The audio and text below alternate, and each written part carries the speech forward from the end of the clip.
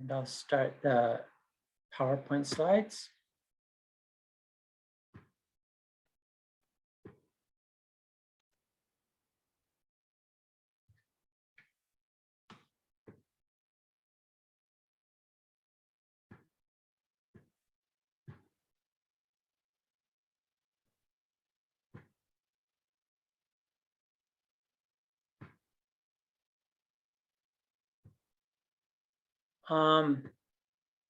Oh, right, this isn't going to work. I'm using presenter view, but all of you can still see it.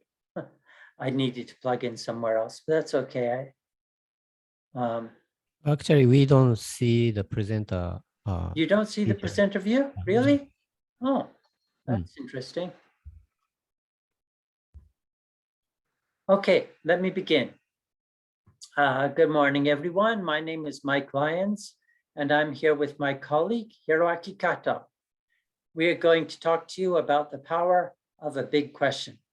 And I'd like to thank Session L for giving us this opportunity and for you all for attending today. The schedule, Hiroaki and I will talk briefly about who we are and what we've been doing. And we'll talk about how self-organized learning works and what constitutes a big question. And then we'll have a couple of intermissions.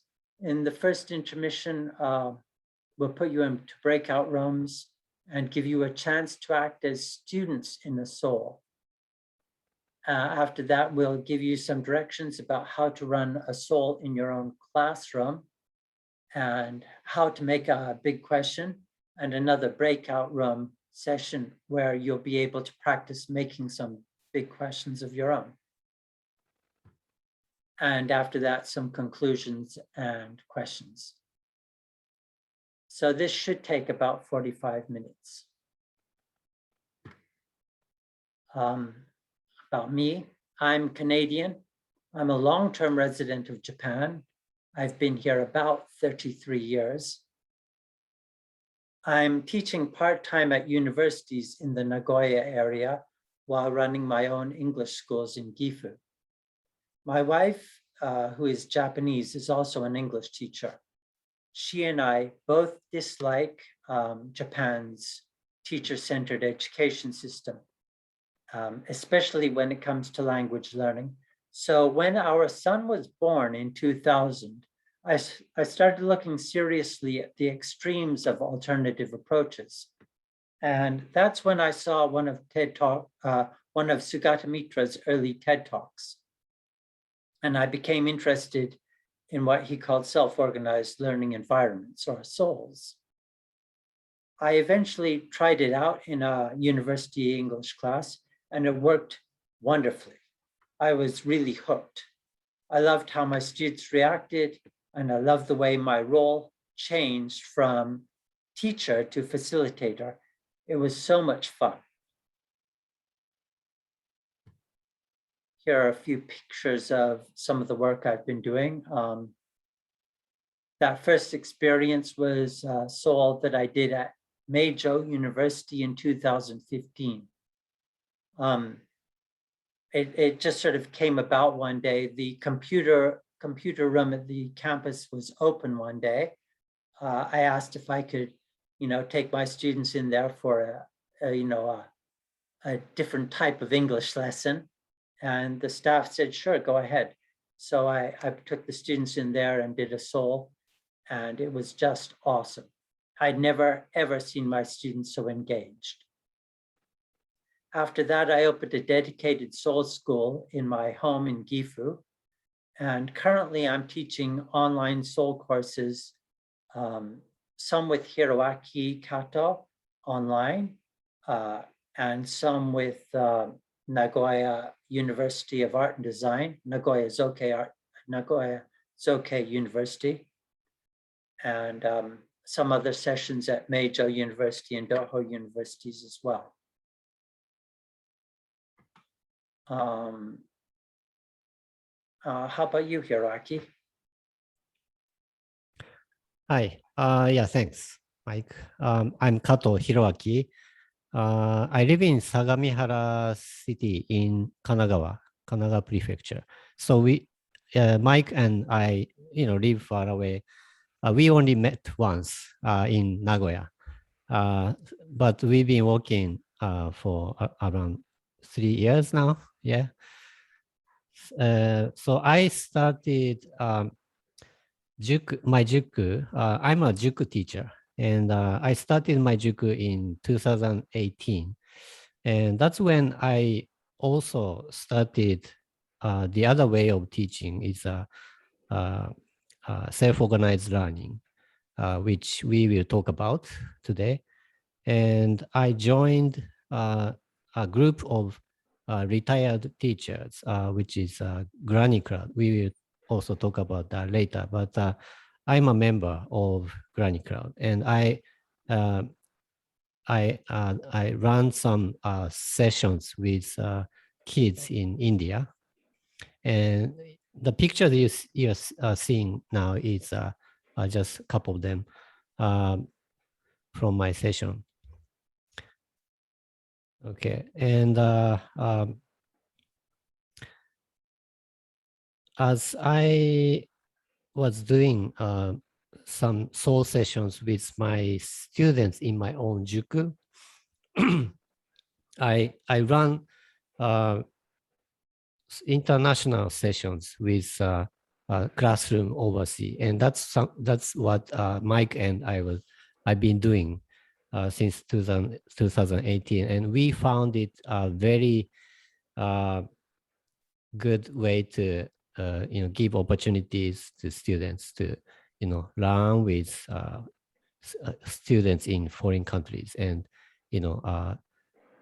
really do self-organizing learning. So we built a website where teachers can find partner schools overseas, or you can also find schools in your own country.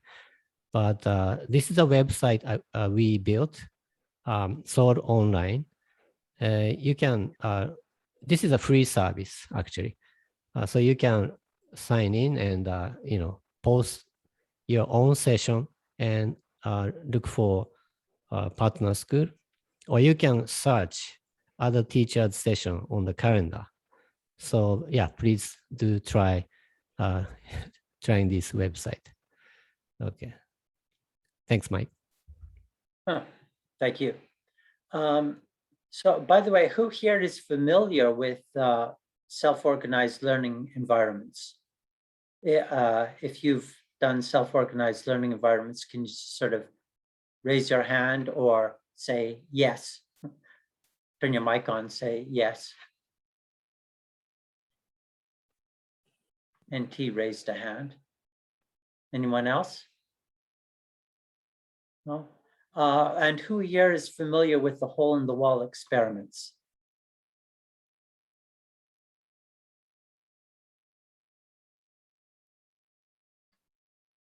It's like NT. Well, let me talk about them a little. In 1999, Sugata Mitra, the man in the photo, was a physicist working in the high-tech industry in Delhi. And his job was in a glitzy office building with high-speed internet and air conditioning. But outside his office building, it was just slums. Sugata Mitra decided to run a little experiment.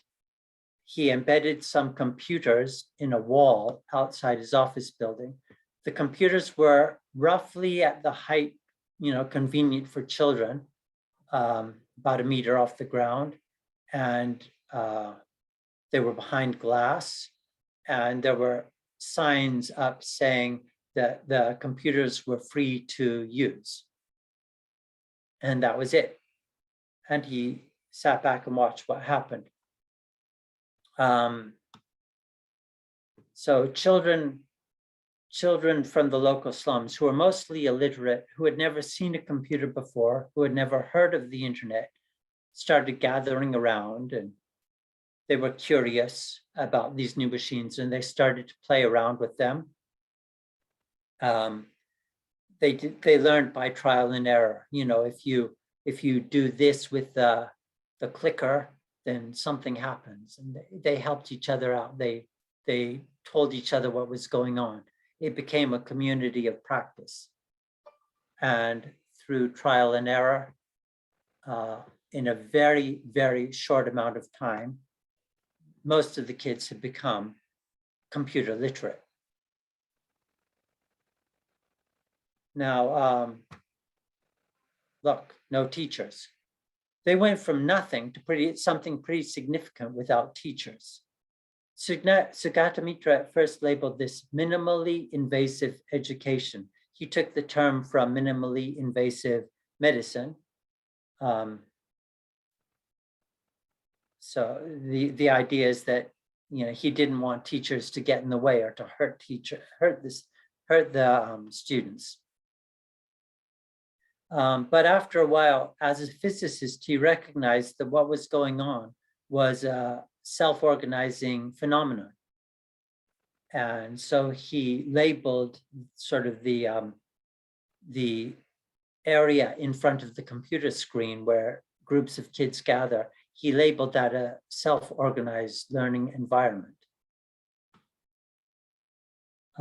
His experiments were recreated and repeated and developed around the world. And there have been some astonishing results. He often, or souls often involve the presence of a granny, which is what Hiroaki was doing. A granny is a facilitator who goes around and gives positive feedback to the students and does not interfere with how they're learning. It's a very tricky job and a fun job, I believe. You can ask Hiroaki more about it if you're interested. But the point is to just go around and give positive feedback. Souls have had and still have some detractors. Some educators find the notion of a teacherless classroom to be obnoxious. But I'm not one of them. I think that teacherless learning can happen and does happen, and it's the best kind of learning.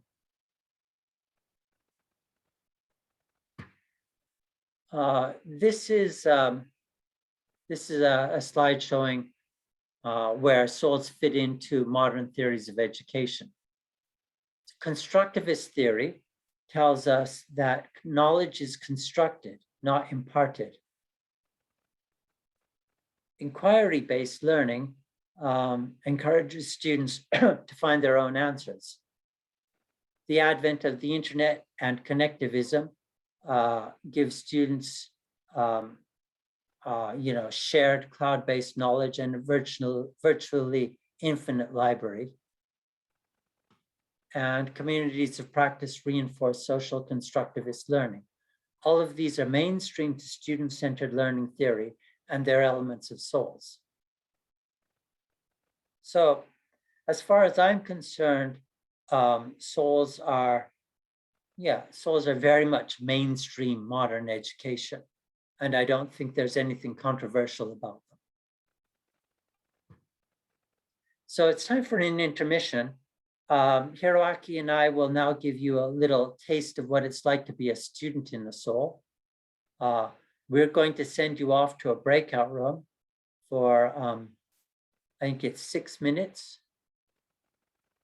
6 minutes in a breakout room, and we want you to discuss this. We want you to discuss this big question. When is anarcho-syndicalism useful? You probably need to go on the internet, do a quick bit of research and find the answer to that and talk it over with your partners, and then come back to the main room and tell us your response. So that's a very quick taste of what students' experience in a soul is like. Okay, so let me stop the slides for now, and I'm just going to throw you into a breakout room. Before I do that, do you have any questions?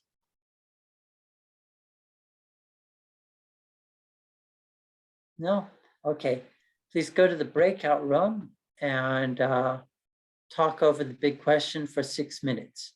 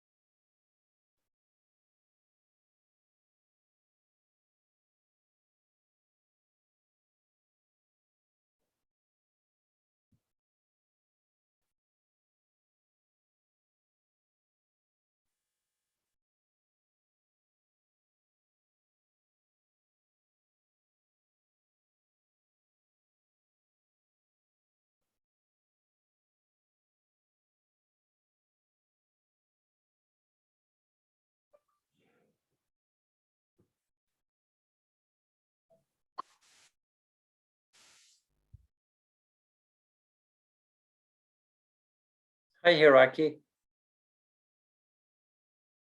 Oh, thanks, Mike.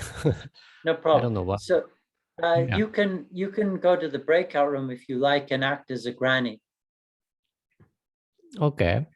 They are now doing the anarcho-syndicalism question. They have another 4 minutes. Okay. Nice.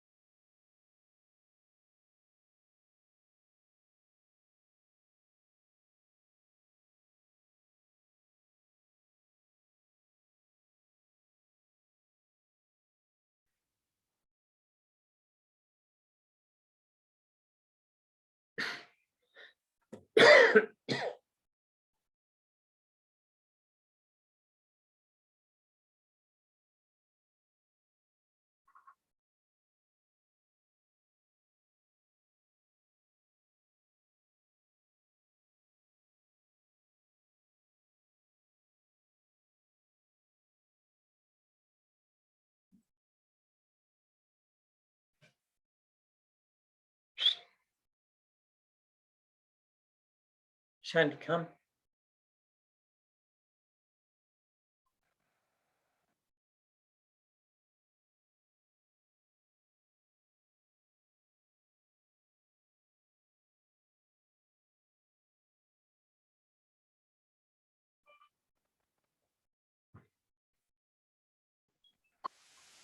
Are you having internet problems, Hiroaki?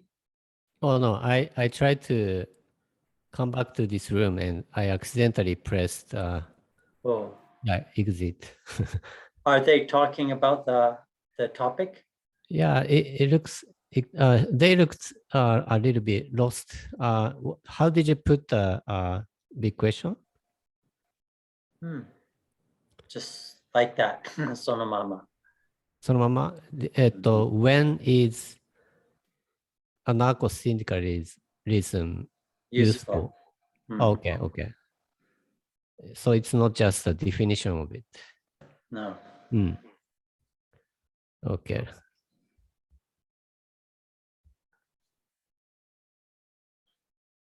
Were they looking at the internet? I think so. So, Okay. so the person with name NT is the lady Yeah. from our meeting? Yeah. Okay. What's her name? Yeah, I forgot.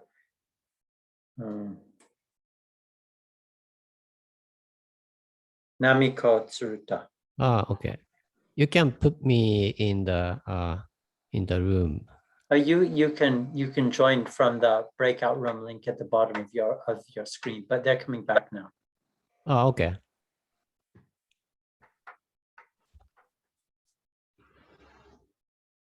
Welcome back. So what did you find out about anarcho-syndicalism and when it's useful? You should check on Wikipedia and just read a whole lot. It's about all I found out in that short time. Oh, really? Something I've never heard of. Anarcho-syndicalism? Yeah, I heard about it from Monty Python myself. Okay. Oh. I'd be comfortable posing to my students because I couldn't even bluff to know how to explain it. No, we all were Wikipediaing and looking up the definition. What is the definition? Well, according to Google, but do we believe Google or do we believe Wikipedia? Right? I mean, Either, whatever you found out.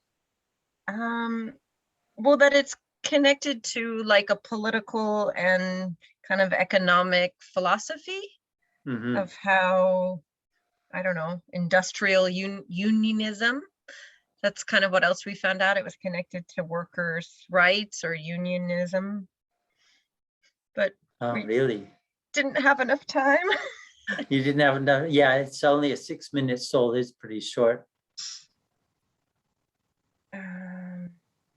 Yeah, usually they have like, I mean, it depends on the total, size of the lesson, but usually they have like 20 to 30 minutes to, yeah. Do they ever, I'm guessing there aren't rules about how they look for the information. It can be in any language, right? Whatever they're comfortable in. Of course, yeah. Okay. Right. The thing about souls is that it's minimally invasive. In other words, you don't set rules. It's all freestyle. Which is, again, it's one of the reasons that it's controversial. Well, I found a whole website that we could go on and read about it, but we just didn't have enough time. Oh, no, it's good that you found a website, and then, in a longer soul session, you can share it. And that's sort of like the kids doing trial and error at the hole in the wall. They find something, they tell their friends, the friends look at it, and then they develop it. So it just becomes a hive mind type of situation. Yeah, sorry, 6 minutes really wasn't enough time to develop a hive situation. But anyways, thanks for trying. Let's go back to the slides then.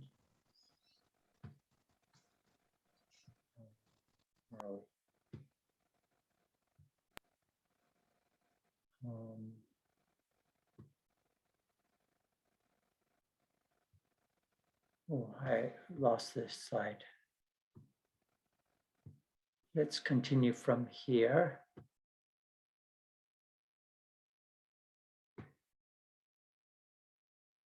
Huh? From current slide. Well, it isn't presenting. Guys, can you see, do you see it? What view do you see? I see PowerPoint. Oh, okay, I see, because it was open in another window. Just a moment, please. Just have to load this again. Excuse me a second. PowerPoint crashed on me. Uh-oh, sorry. I was just going to ask one question. In the breakout room, we couldn't remember the exact wording of the question. So My if fault. that's okay. I should have shared it. That's okay. We were like, useful or what is it? So, okay. Yeah, Yeah, here is. it's It's my actually, fault. Mike, what is it is the wrong question, right? Yeah, Yeah. when is anarcho-syndicalism Yeah, useful? yeah, is the yeah, correct one. because that's the right, yeah, so that makes sense then. But we Yeah. needed to find out what it was to be able to discuss if it was useful or not. Anyway, Yeah, yeah. that was just a step that we needed to add. Okay, so sorry about that. And I'm ready to continue, I hope. Okay, when is anarcho-syndicalism useful? That's done. So let's talk about how to run a soul session really quickly. Look, in Japan, not just in Japan, anywhere in the world, souls themselves are free form exercises, and so they're not really very welcome in institutionalized education. Schools don't want free form lessons. And I get around this in Japan by squeezing souls into English presentation class formats. So for me, the first part of a class is the soul, which is free form. And the second part is group English presentation format, which you're probably all familiar with. And it works really well for me.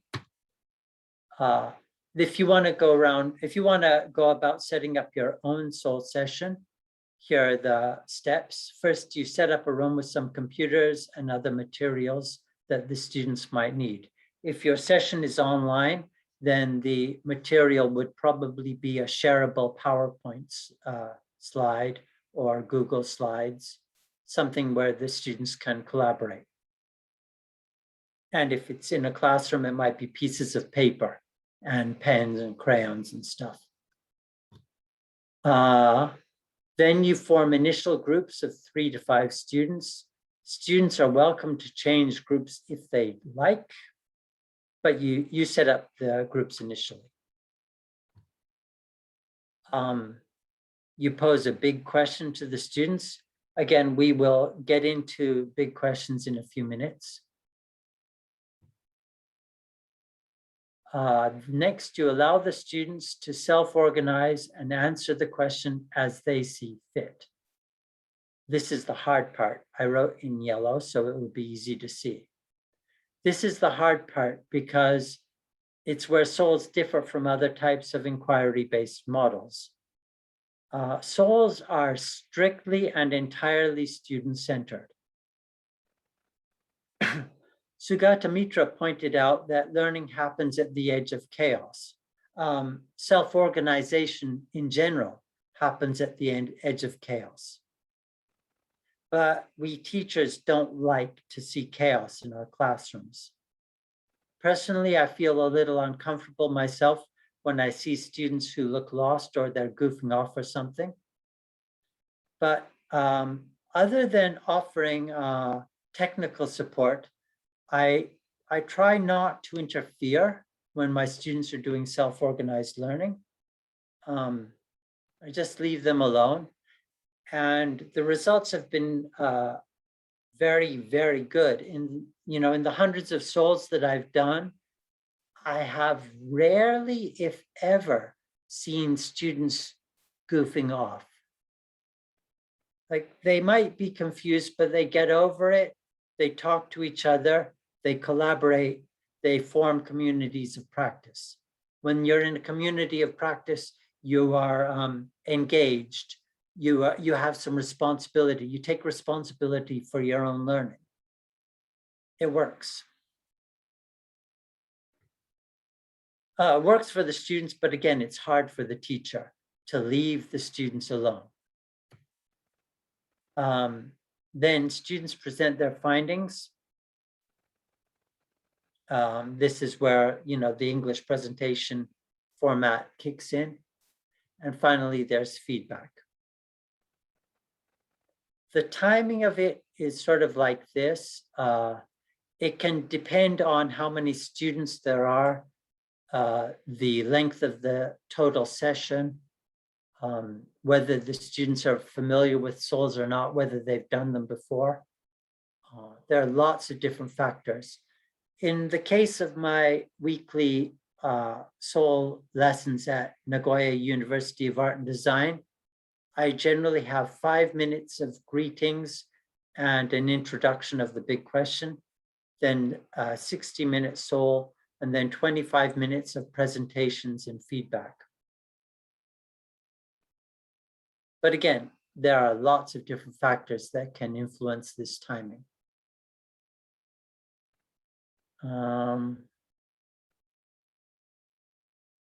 Let's see. Yeah. Now, about big questions. Let's talk a bit about big questions. A few years ago, I researched various organizations, philosophical organizations, pedagogical, scientific, religious organizations to try and find out, according to different philosophies, what makes a big question big. And I made a summary list. Here you are. I'm going to copy and paste this into the chat. Let me do that now before I forget. Oops. Stop here. I'm just going to copy and paste it into chat so you can all reference this.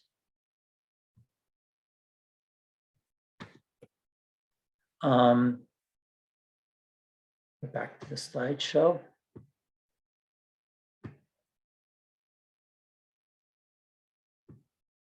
Yeah, a big question should be open-ended. Like, obviously, if you ask a question, for example, how many people live in Tokyo, it's not open-ended. They can research that, find the answer, and it's done. It's not very interesting, and it doesn't take much time. It should be challenging. I like to go about 2 or 3 grade levels above the student's age. And you will always find students happy that they're being respected. The big question should be relevant in both a personal and a communal sense. It should be balanced between abstraction and the personal. A question like, what are your favorite things to do on weekends? That's a very personal question, and it doesn't really work as a big question. A big question should be accessible to everyone. Sort of directing a big question just to women, for example, it's not a great way to go about doing a big question. It should be accessible to women and men, Asians and Black people and white people. It should be accessible to everyone. The question itself should be short. Should be leading but not prejudicial, should be inspiring, it should encourage conversation, and I really like the last one, it should reference more than one subject area. For example, it should be about economics as well as philosophy. It should be about arts as well as language. I mean, it should reference different disciplines. Now, I don't think it's possible to have a big question fulfilling all of these points. But if a question fulfills, say, 3 or 4 of these points, then it's going to be a very, very good big question. And just 2 of them will be adequate. Even 1 of them would be an adequate big question. So right now, we are going to put you into the breakout room again. And this time, we're going to give you again, we're running a bit short of time. So we're going to give you 6 minutes again and ask you to come up with big questions and then come back to the main room and tell us the big questions that you came up with. Hiroaki and I can give some feedback about the big questions, and we can show you some of the big questions that we've used in the past. Oh, and I think Hiroaki wants to talk about some, the reasons for questions to be big. Yeah, the breakout room will come out in a couple of minutes. First, Hiroaki, can you explain this? Okay. Thanks, Mike. I'm hearing a echo. Oh, really? Yeah. I'm going to mute my mic. Okay, thank you. Okay, so on top of what Mike has just explained, I just give you some extra idea about how to make a big question. So this is just an example on questions about social problems, for example.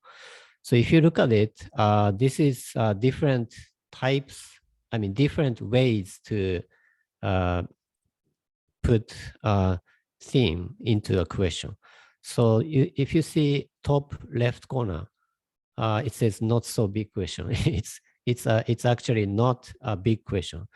So for example, what are the main cause of, for example, the poverty? So in response to that question, students can go onto the internet and just find, Wikipedia, this question, and they will see some definition and some causes of the problem. And XYZ you see on the right, it's just the letters I put. So so the result of the search and the cause of the poverty, XYZ,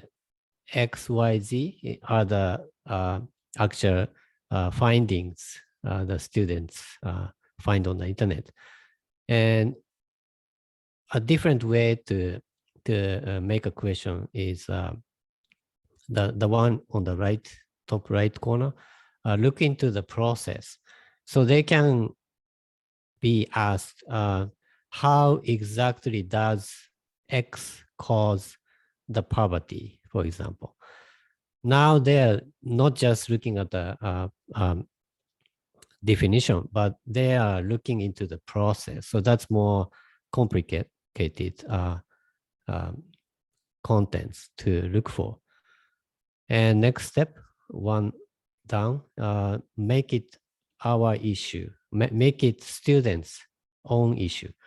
We could ask, should we worry about the poverty, or how will the poverty affect where we live? And the next way is to change the perspective. So changing the person, in the center of the question.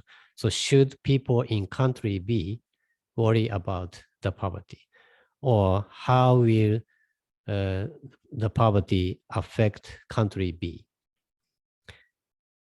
And when you ask these questions, so should we worry about, or should people in country B worry about?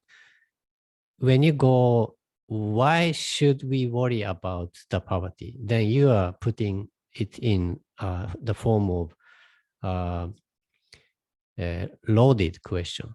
So you have the presumption that we should worry about the poverty, and then we are asking students to answer why. So that's kind of a biased question. So you want to be careful.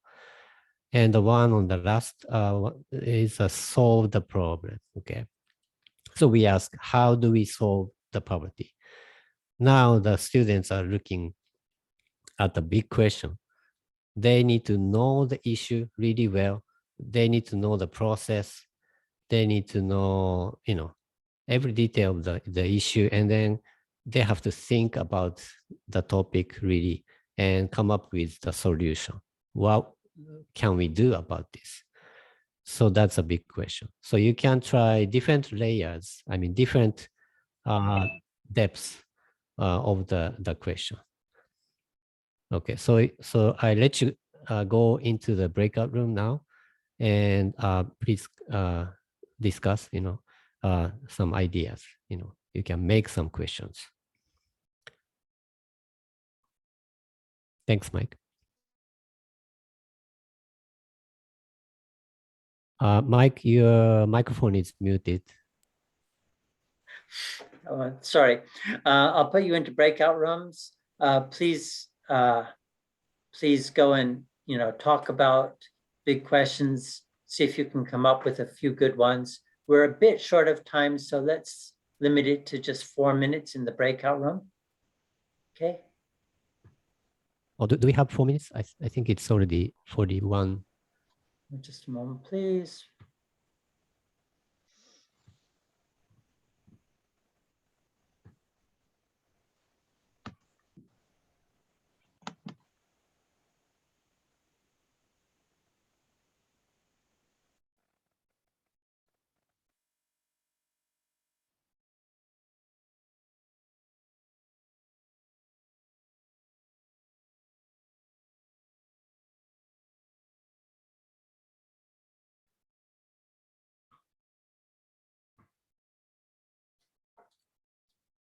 Hi, John.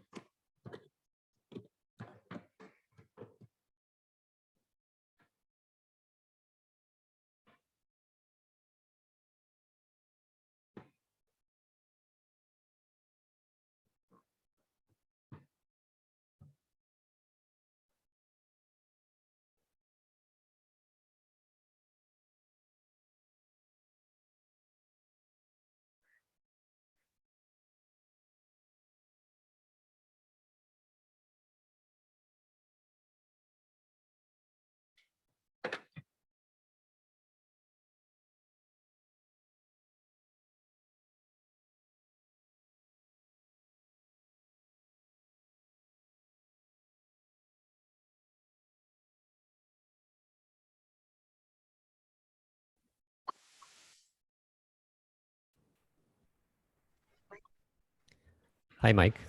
So Hey, welcome back. thanks. So we have a couple of big questions. I'd So love to hear them. yes, please, Namiko-san, you gave two. And Okay, so the first one is, how will the aging population affect our future economy? What a good big question. So what are some of the disciplines there? We've got economics, sociology. What else is in there? I guess mathematics. Various disciplines are involved there. Yeah, good. What else do you have? Okay, and then the other one is, how will carbon zero affect industries in Japan? Very nice one again. Yeah, I think I want to use both of them in my classes. Do you mind? and I think Fiona had another one about some. Oh, I can't remember how it was worded, but moving on from the population in Tokyo question, why is the population of Tokyo so large? I thought that's interesting too. Yeah, there are all kinds of I disciplines. know Mike's reaction.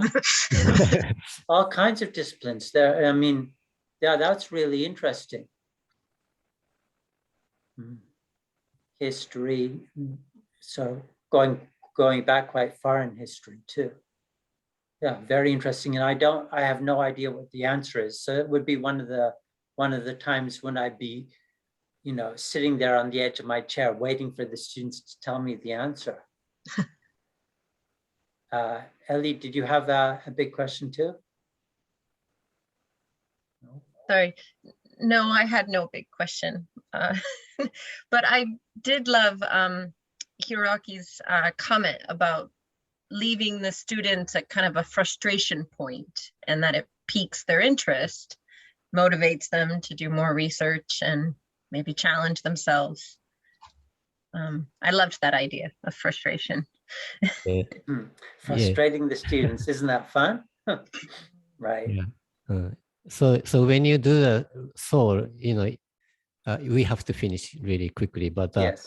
if you try to get the students to complete one presentation and really complete something, get from the session, then teacher will be really frustrated, right? You have to do something, So put that idea aside and make it a free environment for the students. That's my, thanks. Yeah, so if any of you have any questions about souls in the future, feel free to, contact me or Hiroaki anytime. We're happy to chat with you guys about it. We're on social media, so you'll find us. Thank you. Thank Okay, you. thank you guys Thank so much for you. coming. All right. Good to see you Thanks. again. See you. Bye. Bye. And good luck, Fiona. Aren't you Thank next? you. Yes, God, yeah, I'll see you there. 10 minutes, oh God. Okay.